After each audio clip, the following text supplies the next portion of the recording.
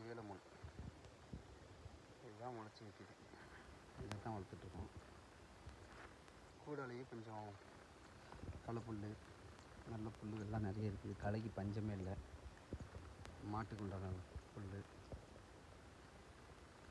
அப்புறம் அது கூடாலேயே வாழை நிற்கிது. இதெல்லாம் வாழை. அது கூட கொஞ்சம் மரங்களும் வளர ஆரம்பிச்சிட்டு பெருசாக பார்த்திங்கன்னா தெரியும். உயரமாக இருக்குது எல்லாமே மரம். இது போக இது உள்ள நிறைய ரொம்ப யூனிக்கான வெரைட்டிஸ்லாம் போட்டிருக்கோம். இது பார்த்திங்கன்னா மரப்பருத்தின்னு சொல்லுவாங்க. மரமாகி பஞ்சு தந்துக்கிட்டே இருக்கும், காய்ச்சிக்கிட்டே இருக்கும், பஞ்சு தந்துக்கிட்டே இருக்கும். மரப்பருத்தி ரகம். அதில் ஒரு குட்டை ரக தென்னை இருக்குது சின்னதாக. இது கற்பூரவள்ளி வாழை. அதில் ஒரு தென்னை இருக்குது.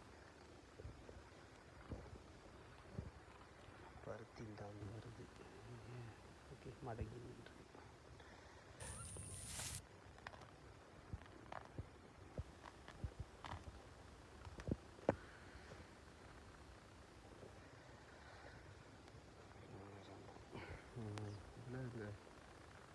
இது ஒரு வாழை.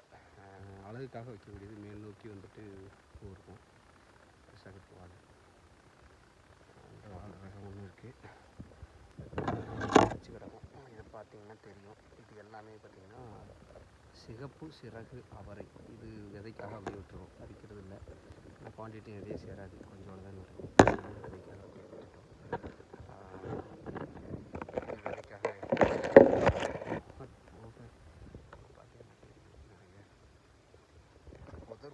ஒரு காடு உருவாக்கலாம்.